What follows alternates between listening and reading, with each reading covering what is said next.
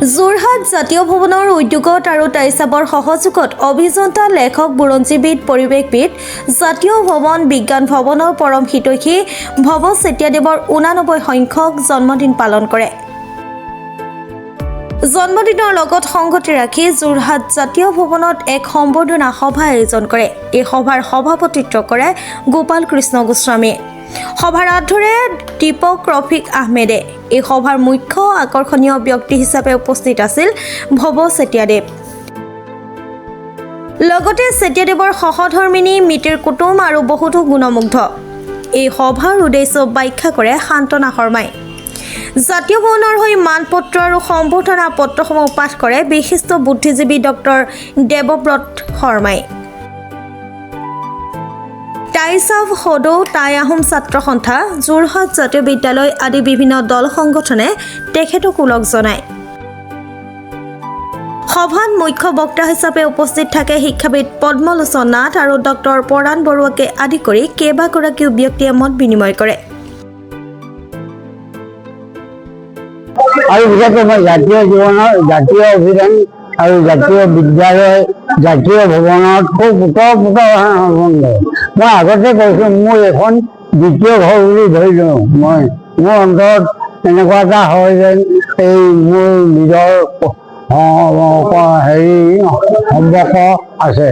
গতিকে মই আজি এই জাতীয় ভৱনত এই মোৰ 89 বছৰ বয়সৰ যিটো অনুষ্ঠান হ'ল, এই অনুষ্ঠানটো মই বৰ ভাল পালোঁ। বিশেষকৈ দেৱব্ৰত আৰু শান্তনা শৰ্মাৰ উদ্যোগত সেইকাৰণে আপোনালোকক সকলোকে ধন্যবাদ জ্ঞাপন কৰিছোঁ, যাতে মই কিছুদিন আৰু সুস্থ শৰীৰে জীয়াই থাকিব পাৰোঁ, যাতে সমাজৰ কথা চিন্তা কৰিব পাৰোঁ। নিজে আজিকালি লিখা লিখি কৰিব পৰা নাই যদিও মই আজি এই অনুষ্ঠানলৈ আমাৰ নাটক মাতি আনিছোঁ, যাতে দেশৰ সমাজৰ ৰাজনৈতিক অৰ্থনৈতিক আৰু সামাজিক পৰিৱেশ অসমৰ বিশেষকৈ যিটো মই আঘাত পাওঁ কেতিয়াবা কাগজে পত্ৰে পঢ়ি, যিটো অৱস্থা হ'ল আমাৰ দিনত এইটো অৱস্থা নাছিলে অসমৰ। আপোনালোকে দেখিব, মই কিন্তু ভৱিষ্যত অসমৰ পৰিস্থিতি আৰু বেয়া হ'ব বুলি মই দেখিছোঁ।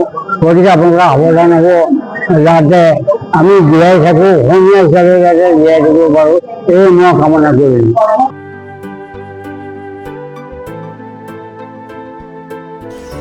দেৰগাঁৱৰ পৰা Satyajit Hazarika report প্ৰাত time.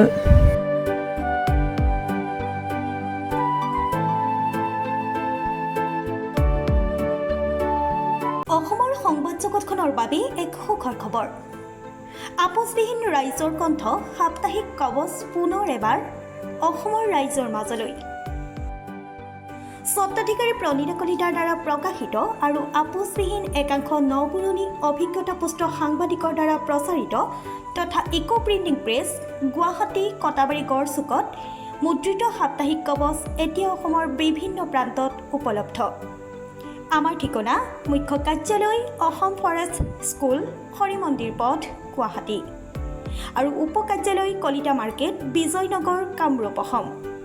Mobile number হৈছে 9435114666 70024728113। আমাৰ ইমেইল আইডি হৈছে kobos2025@gmail.com।